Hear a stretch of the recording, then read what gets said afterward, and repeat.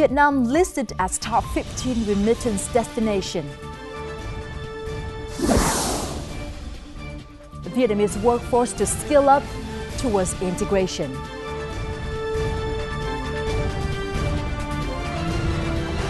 Hello and welcome to another edition of Beast Line brought to you by VTV International. You're with me, Linh Hương. As usual, we'll start our show with several highlights in the economic scene from the past week.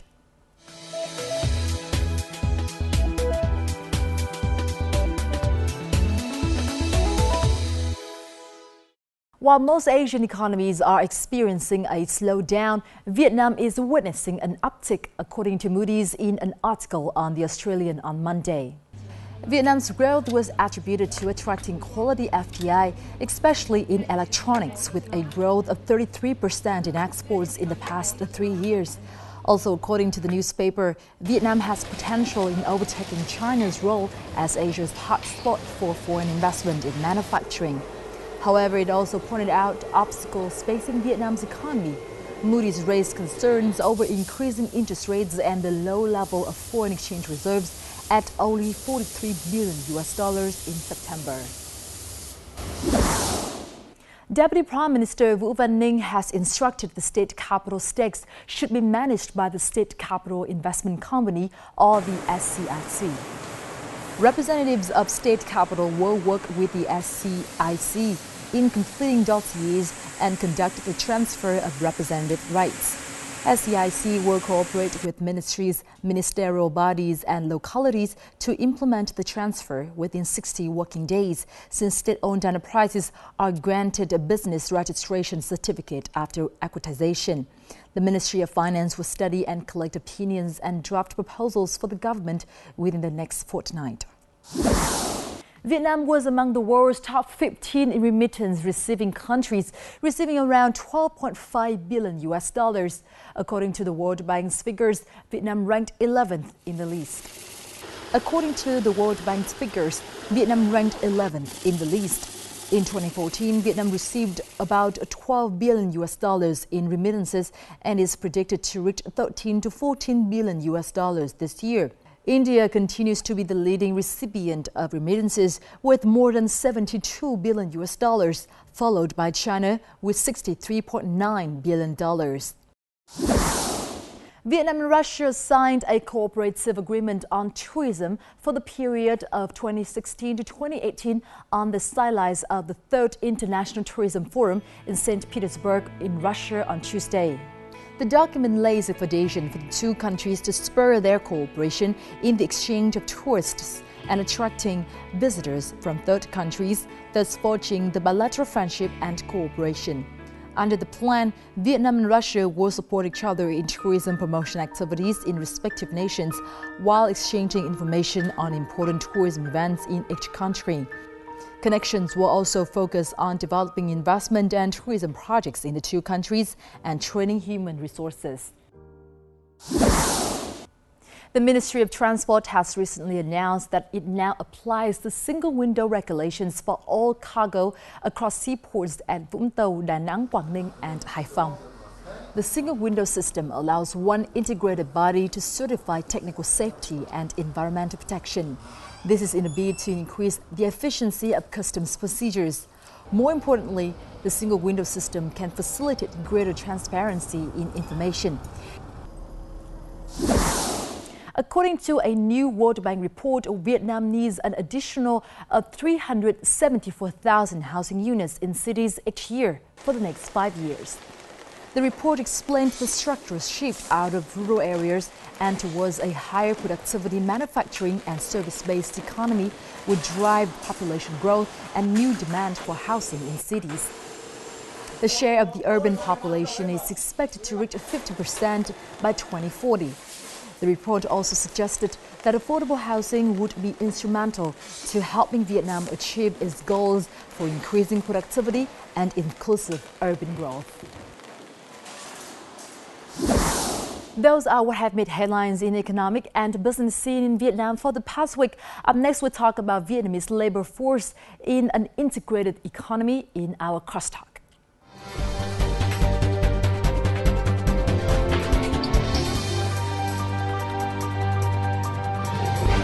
Human resources development lies at the heart of the social and economic development.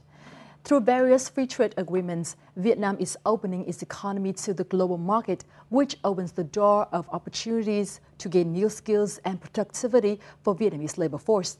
But is Vietnamese labor force able to take advantage of these opportunities?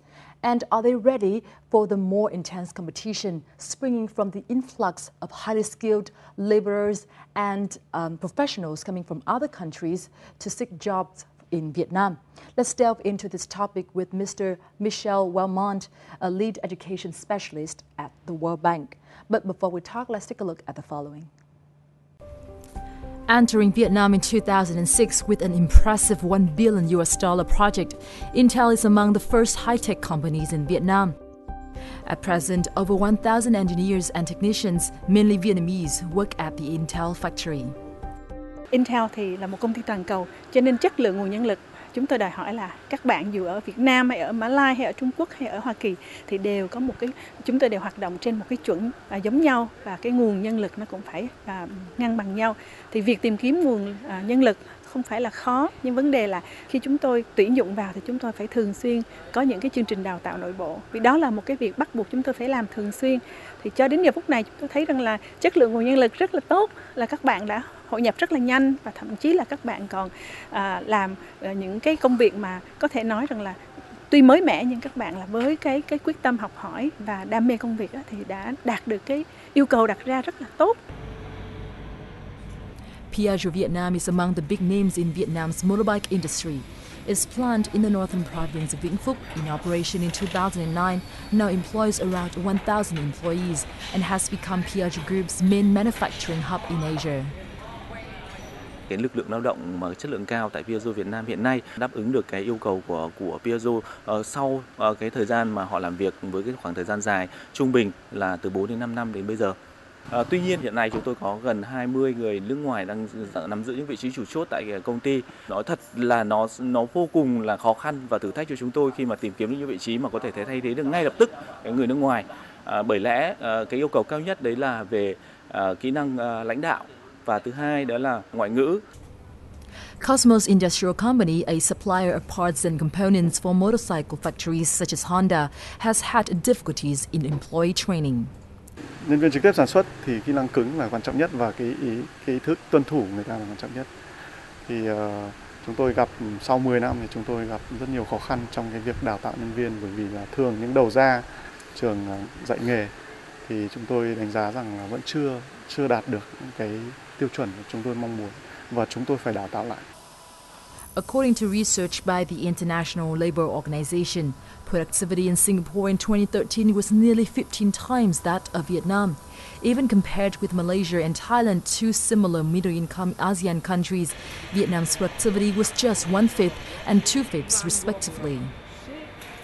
According to experts, Vietnam's labor force will fall behind other countries and employment will rise if the country fails to improve its quality of labor, especially when competition has been rising so rigorously due to global integration. Thank you very much for being here with us today. Thank you. It's a pleasure to be here. First of all, could you give us some highlights of the development of Vietnamese human resources for the past 2 decades? Vietnam has been very successful in establishing a good basic education system that has produced people who have good, solid basic skills. And that has been a very, very important part of Vietnam's reputation worldwide as a source of good workers and people who have a lot of promise. I think that the investment in everything from teacher training to the quality of your schools, the fact that there has been a lot of emphasis on making sure that that is developed in an equitable manner so that children all over the country have access to these institutions has made a real difference. And of course, having that emphasis has, of course, meant that maybe fewer resources were allocated to higher levels of education, and that's something I think that there's more and more over the last 10 years, more and more emphasis on by policymakers and different partners to see how that can be developed better in the future. So how is Vietnamese labor force compared to labor force in other countries, particularly ASEAN countries? I think that the Vietnamese workers are highly considered because of their level of competency at a very basic level, and because they're considered to be hardworking. You've heard about the PISA results, I'm sure, and how Vietnam was able to do very, very well. And all of our analysis shows that despite any kind of correction we may want to introduce statistically, Vietnam still is off the charts in terms of its contribution to young people's mastery of basic skills. Now, despite a lot of literacy and numeracy achievements, many firms in Vietnam still report a shortage of Vietnamese workers with the right skills. So what skills are expected in an integrated economy, and why do you think there is such a mismatch of workers with the right skills? Definition of fundamental set of skills is changing, where it's not just mastery of these basic skills, but the ability to apply them in different situations, to maybe master different technical skills, but know also how to keep oneself up with the latest developments, and the questions of teamwork, taking initiative, but those sometimes called non-cognitive skills, or sometimes we call them skills for the 21st century. People today need to be able to learn how to learn more as you develop in your life, and also to be able to use knowledge today in more effective manners, and that's what employers are going to look for more and more. When you talk about mismatch, what I've noted is that the mismatch happens at the middle level. Unskilled labor, more manual labor, I think, have the skills necessary to do their jobs.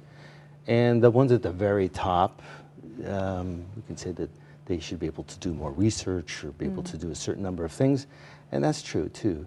But it's the ones in the middle that I think Vietnam needs to focus a lot more on in terms of ensuring that they have the mid-management skills, the flexibility, the technical knowledge, but also the mastery of these other areas necessary for them to be flexible. I've talked to many employers and business owners, and they often complain about, when they say there's a skills mismatch, of people who have technical skills but don't have the ability necessarily to take initiative in their, they're always waiting for an instruction. We often underestimate how important those are for the effective functioning of an industry that needs to be flexible.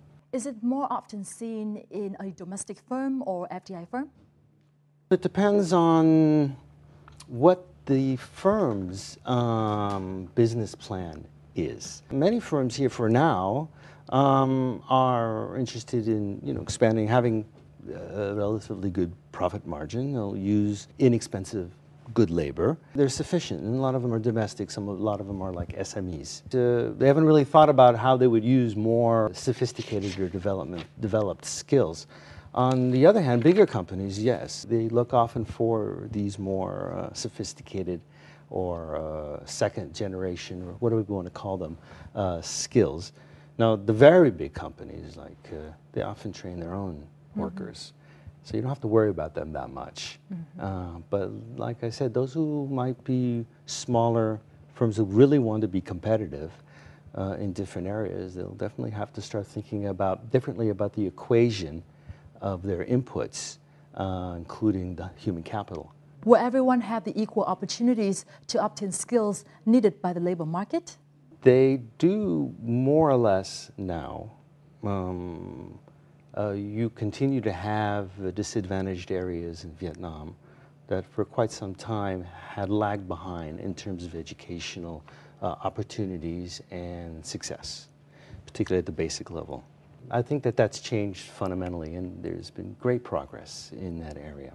The problem of disadvantaged populations is actually reappearing at higher levels of education, upper secondary, high school, university level, even technical schools, where you just don't see as many accessing those institutions. Now, it might be because of the fact that they are, they find work doing something else, or that the system hasn't evolved enough structurally. You don't have enough people yet in those populations to access those higher levels of education. In an effort to improve workforce quality, several companies have taken various initiatives besides internal training. The Bosch Research and Technology Center in Vietnam was established to sponsor research projects conducted by students. With this model, the center has successfully trained nearly 1,000 high-level engineers so far. It plans to train an additional 20,000 engineers during the 2016-2020 period. Khi Việt Nam đi vào trong thành viên của các TPP, chúng tôi mong muốn rằng là càng ngày có nhiều cái lực lượng sinh viên ra trường tốt nghiệp giỏi về ngoại ngữ, có những kỹ năng mềm, có được để có thể là coi như có nguồn lực đáp ứng được nhu cầu phát triển của các công ty lớn, vì cái việc mà đào tạo nguồn nhân lực có chất lượng cao rất quan trọng. Meanwhile, Cosmos Industrial Company is planning a vocational training center in Vĩnh Phúc Province, where one of its factories is located. Sắp tới chúng tôi có một cái dự án mà đang đệ trình lên tỉnh, xây dựng một cái trường đào tạo nghề chất lượng cao và đồng thời kết hợp với đào tạo ngoại ngữ. Bởi vì đặc thù của tỉnh Vĩnh Phúc là có rất nhiều những cái doanh nghiệp FDI, cái dự án đầu tư vào cái lĩnh vực đào tạo để một là tự cung cấp cái nguồn nhân lực cho bản thân công ty và cho các cái doanh nghiệp trong khu vực, cũng như là để đáp ứng được cái chiến lược cũng như là cái sự phát triển của tỉnh. As part of the efforts to develop the economy, Vĩnh Phúc is well aware of the need to train its workforce. Over 60% of its 1 million population are within working age. Với một mạng lưới hơn 20 khu công nghiệp ở trên địa bàn, hơn 3.000 doanh nghiệp, 750 dự án phát triển công nghiệp. Với cái mong muốn là phát triển công nghiệp, nhưng lựa chọn của tỉnh chúng tôi là những sản phẩm công nghiệp phải có sức cạnh tranh cao, thì cái nhu cầu về nguồn nhân lực mà phải là nguồn nhân lực chất lượng cao là rất cần thiết trong cái điều kiện hiện nay. Earlier this month, the province launched the Vietnam-Oregon initiative focusing on HR training and fostering industry-university partnerships. The initiative was proposed by Portland State University in Oregon, USA, which will cooperate with the Provincial People's Committee to execute the initiative. Working with Intel, working with PGE, working with the Athletic and Outdoor cluster anchored by Nike and Adidas and Columbia, as well as the software industry, we have extensive experience building industry-university partnerships. To bring that expertise to Vĩnh Phúc and the other provinces of Vietnam to help local governments, universities, and business partners build the kind of relationships and implementation programs that will help advance the skills of Vietnamese students. According to Piaggio Vietnam representatives, the initiative will benefit Vĩnh Phuk's workforce, where the company has invested since 2009. Cái chương trình này tôi nghĩ rằng nó sẽ hỗ trợ cho các cái đơn vị đào tạo, các cái trường đào tạo nghề, đặc biệt là những trường đào tạo nghề của tỉnh Vĩnh Phúc có thể có những cái giải pháp để nâng cao được cái chất lượng đào tạo của mình. We are only a few weeks away to the end of the year when the ASEAN Economic Community comes into being officially.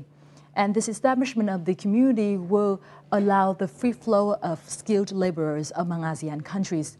Do you think the Vietnamese labor force is ready for this? I don't know whether or not we've made good projections, but let me just speak intuitively.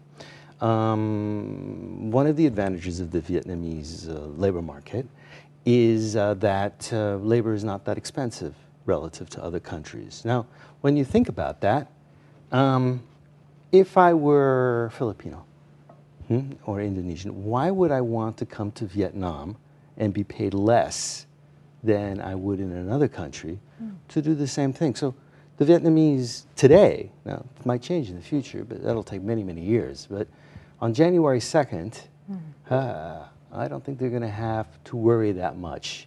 That said, at these more middle-level management positions, when companies don't find, and this is even before ASEAN, they sometimes do turn to other sources of the same kind of skills base than more than in the past. But for right now, I don't think there's going to be that much of attraction at that level. There is a concern that rising competition will drive down wages in ASEAN. Do you think this can be the case? It's certainly possible, but I think that the future competitiveness in the medium term will be around innovation rather than on the cost of labor. You know, are you making a better product? Are you improving on an existing product through some kind of clever intervention so that you can be more competitive?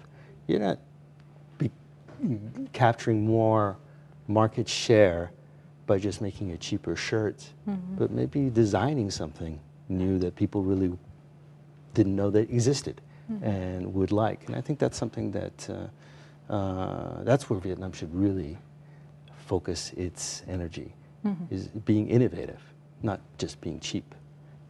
There is another concern with the rise in labor productivity that Vietnam might face a high risk of brain drain, where high-skilled Vietnamese professionals will go abroad for higher paychecks or better working environment. How do you think about this? I think it's a real possibility, but I don't think that you're going to have as much of a brain drain in more middle tier professions or levels of skills. That's unlikely, and those are the ones that are needed very much in the future. Vietnam workers, population, and this may be a bit controversial to say, to become really competitive in the world, and there might be more demand for Vietnamese workers in other countries, is mastery of English. I don't have the numbers available to me, but I think the proportion of the population, of the educated population, the working population that speaks English in Vietnam is smaller than in many other countries in ASEAN. So language, particularly English, is something that Vietnamese workers really needs to work on. I think that that'll be a very important selling element for the labor force to be more. But it's not something you can change overnight. It takes some time to learn another language. But I know the government is really interested in seeing this change, and I think that they have good reason to be. Now, based on your expertise in education and labor market and your experience in Vietnam, what are your recommendations for Vietnam skills development? One of the weakest links is the capacity of many of your post-secondary are not responding to their environment in terms of what firms might need, in terms of what potential areas and industries may appear in the future. They're just not hooked to that enough. They're too inward looking. Now, usually when I go visit a school anywhere, or university or faculty, I ask 4 questions. You know, the first question I ask is are you attracting people to your school? Or people want to come and apply, you know, or not? And the second question that I often ask is, do you have industry representatives from different parts of the economy and society that are part of your decision-making system? Are they on the board? Are they, you know, represented in different types of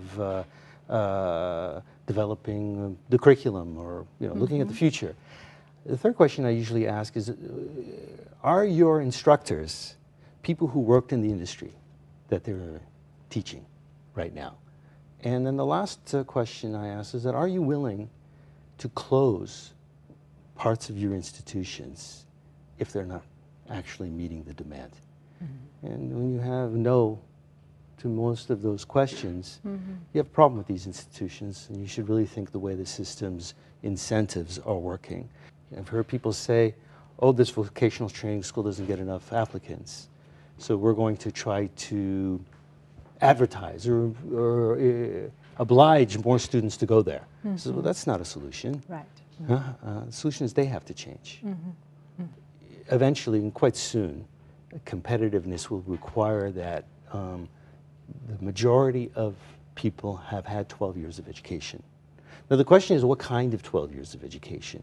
Is it something that should be more vocational or more academic, or how do you manage? And there's a lot of different models, but that has to be thought through very carefully in terms of also often cost. Because what we see worldwide is more technical or vocational secondary education is becoming more academic, and many academic programs are becoming much more practically oriented. Well, once again, thank you very much for spending your time with us in our show today. Thank you. This has been a great opportunity, and I hope that it has contributed to the debate happening in Vietnam around human capital development. Vietnam is well on its way towards a modern and industrial market economy where the nature of work is becoming more and more sophisticated. Labor demand is now shifting from today's predominantly labor-intensive and elementary jobs towards more skilled and non-manual jobs, from jobs that primarily involve routine tasks to those with non-routine tasks. And Vietnamese workforce now needs to focus on new skills and to improve their productivity to meet the new demands. And that's all we have for this episode of This Line. Thank you very much for being with us. You can log on to vtv4.vn and youtube.com/vtv4go to rewatch our program. And goodbye.